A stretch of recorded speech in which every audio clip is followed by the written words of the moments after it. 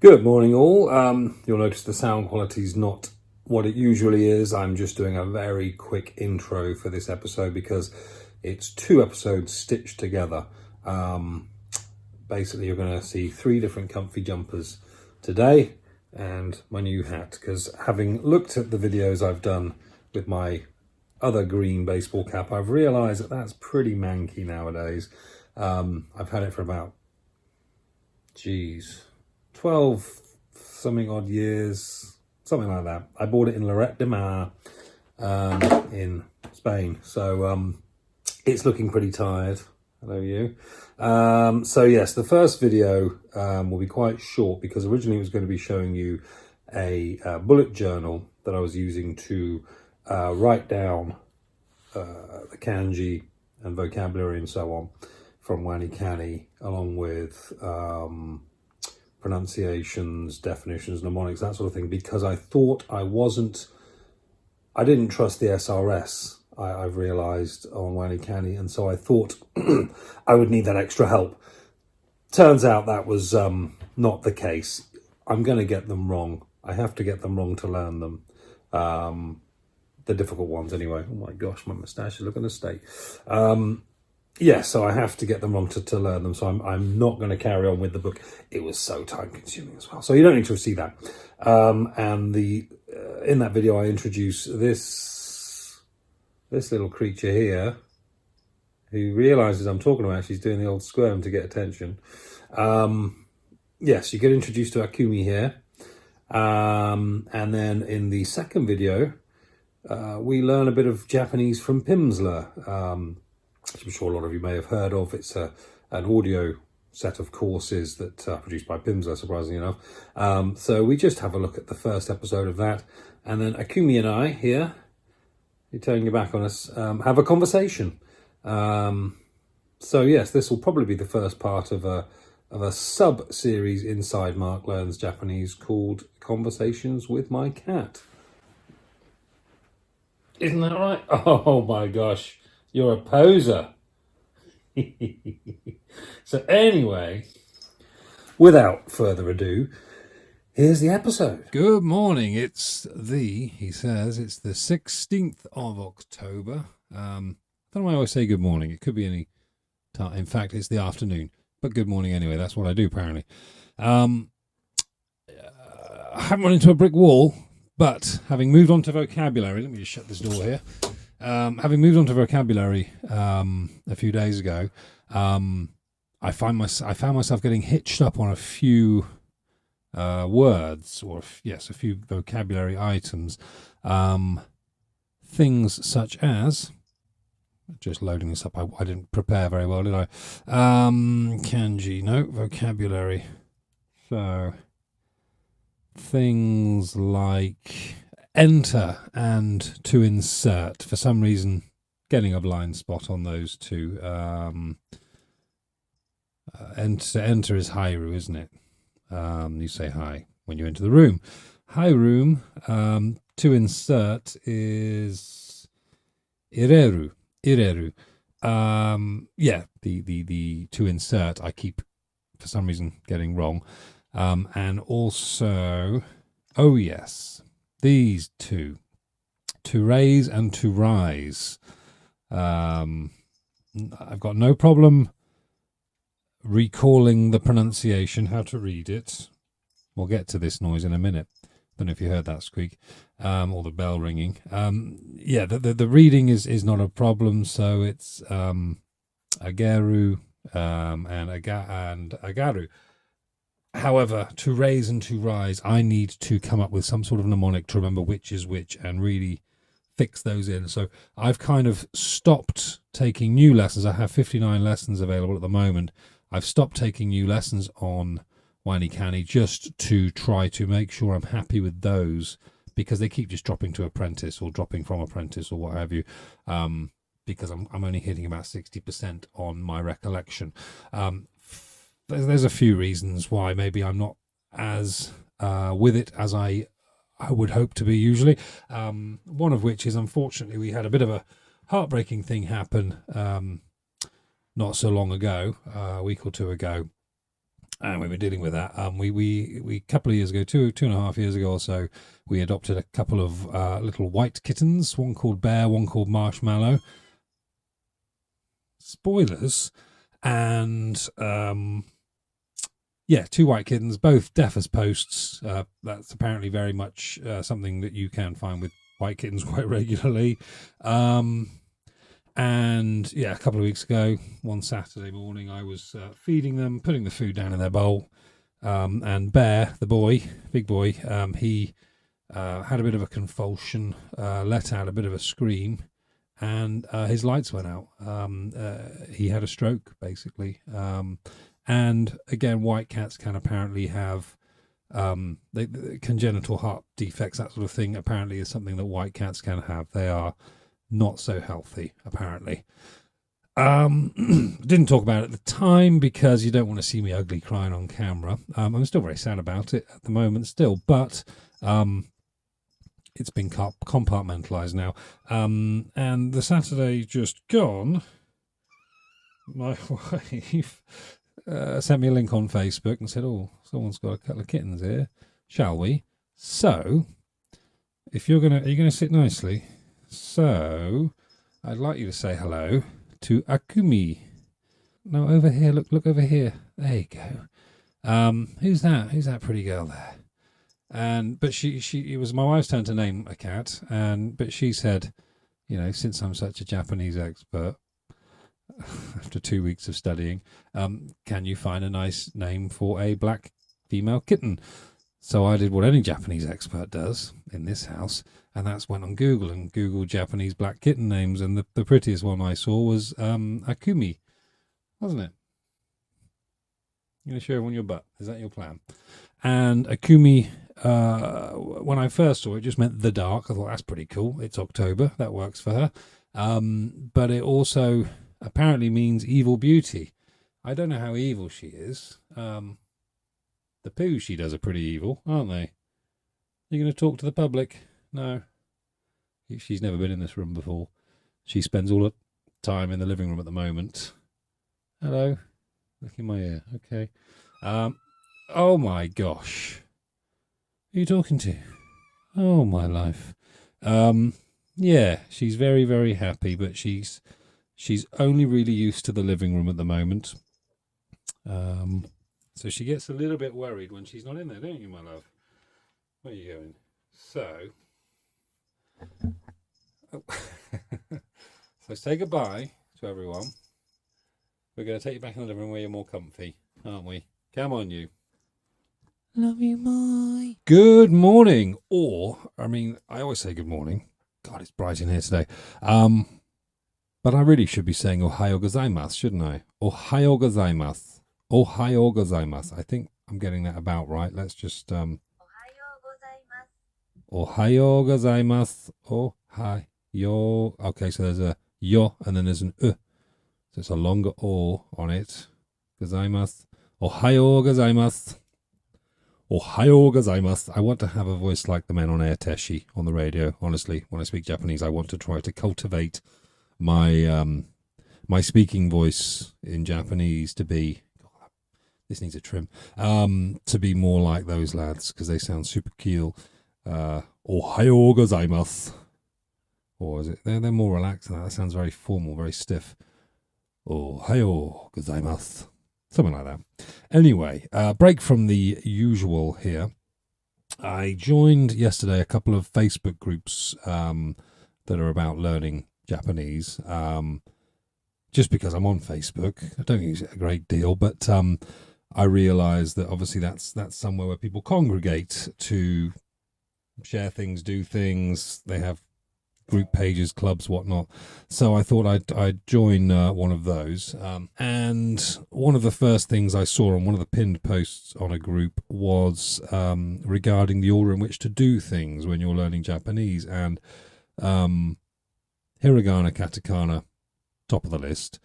But then it had, I'm misremembering the actual order slightly, I think. But then it said listening and speaking practice and pronunciation. And then, doing your grammar and your kanji and your vocab.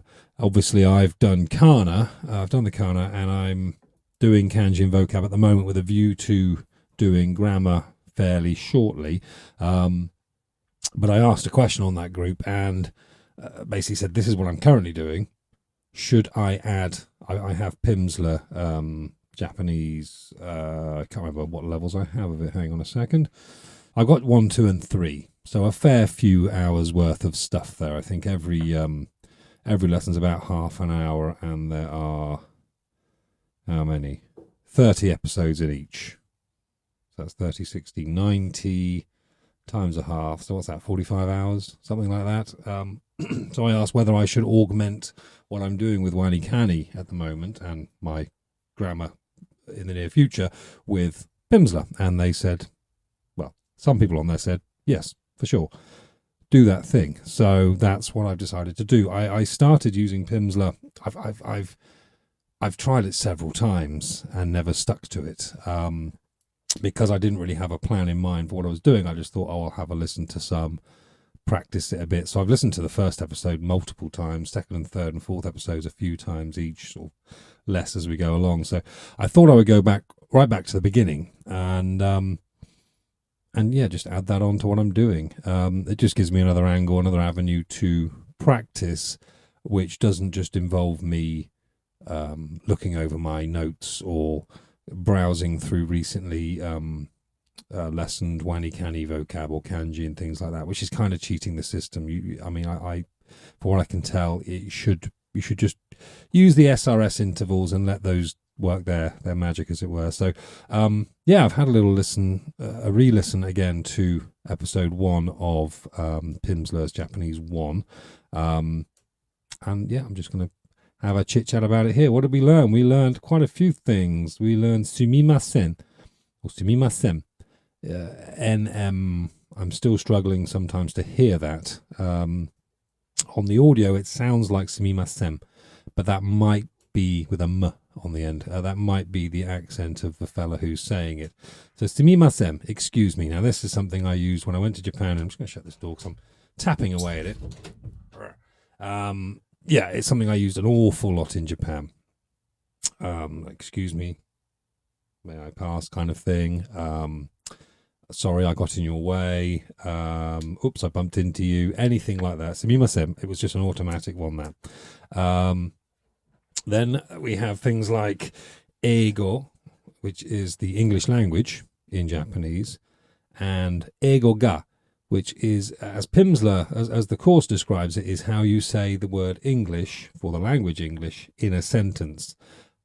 That's probably quite a good layman's definition, but I feel like ga, being a particle of grammar, that isn't probably the only way you can say English as in the English language in a sentence. But this is how they present it. So eigo is the English language, eigo ga, when you're using it in a sentence. Wakarimasu is to understand. So, yes, so you could say, eigo ga wakarimasu, which omits I. You don't say I. There seems to be a lot of Japanese which is implicit rather than explicit. You don't have to say absolutely everything. People gain the meaning. I mean, I think it's on the cultural notes for this course that says, if you do explain everything, if you are exceptionally clear in the way you speak, people aren't so keen on that. They might think you're a bit lawyeristic, a little bit sort of a bit anal, really, by the sounds of it. So, ka is a word which basically functions as a question mark, it seems. So if I want to ask a question, just stick a ka on the end. So, eigo ga wakarimasu ka would be, do you speak English? Or do you understand English, I should say. Wakarimasu is understand, not so much speak. But obviously, if you understand English, then if you're talking to someone, the inference is that you're asking whether they can speak English. The word for no is a right pain in the behind. It's yeah, which just sounds like yeah to me. So that one took a long time to get used to back when I listened to this originally. Yeah. So I sort of think of it as yeah, which when you ask someone something, oh, did you like that such and such movie? And they'll say, yeah. They really mean no. So, yeah. Yeah. And if you want to say you don't understand something, you say wakarimasen, which I suppose the ending. So, masu would be an affirmative kind of way of ending the word. And masen would be the negative. So, wakari, I suppose, must be the understand part. And then masu and masen change whether you're agreeing with that or not. The word for yes, I think we all probably know, you pick that up by osmosis. Hai, if you've watched any sort of anime or lived in the world for any sort of period of time, you kind of get the idea that hai is Japanese for yes. A little bit. If you want to say a little of something, you say skoshi. It's sukoshi is how it's spelled, but it's skoshi. Skoshi. Sometimes on the audio you hear skoshi. Sometimes you hear skosh. Perhaps it depends on your accent. Perhaps it depends on what's following it. But yeah, so if I wanted to say, so if someone said oh, I missed one. The English language we've done, the Japanese language we haven't. The Japanese language is Nihongo. Nihongo, hong. It's got an in there rather than an n, I believe. Nihongo. So to say the Japanese language in a sentence would be Nihongo ga. So eigo ga, Nihongo ga. So if you wanted to ask, do you speak Japanese? You'd say Nihongo ga wakarimasu ka? Or Nihongo ga wakarimasu ka? Now my pitch is probably all over the place, but I'm trying to remember it basically as best I can. And in my position, this is quite apt. I understand a little bit. So, skosh, yes. Hai, skoshi wakarimasu. Skoshi wakarimasu. So, yes, a little understand. So, to say you, anata or anata wa. So, I'm surprised I didn't say anata is the word for you, and anata wa is how you say you in a sentence, because wa obviously is the particle there. But anyway, anata wa. So, if you wanted to ask if someone's American, you could say, Anata wa Amerikajin desu ka? Desu ka, I think des is sort of like is or are or am. So if I was to say I'm American, I would just say Amerikajin desu, which is desu is written, but it doesn't sound like that gets, you don't really hear the u sound on the end at all, from what I can tell anyway. So Anata wa Amerikajin desu ka? And now the answer in the audio on the Pimsleur Japanese one here was, yes, I'm American, but I'm not an American. I'm not like David Bowie. I'm not afraid of Americans. God. So I looked it up, and the way that I would answer that question would be, Ie, watashi wa eikokujin desu. Eikokujin. So America jin, jin being person. So American person, Amerikajin. Eikokujin, apparently. That might not be absolutely right. Don't take that as gospel. The rest of it I'm fairly sure I'm good on, but that one maybe not so much. So what we want to do now is practice it and have a conversation, but I'll need someone to have a conversation with. So let me just summon my assistant. One moment. Hello. Oh. So because obviously Akumi, I've given her a little Japanese name, and that means that she's an expert Japanese speaker, doesn't it, my love? So I'm gonna have a chat with you, aren't I?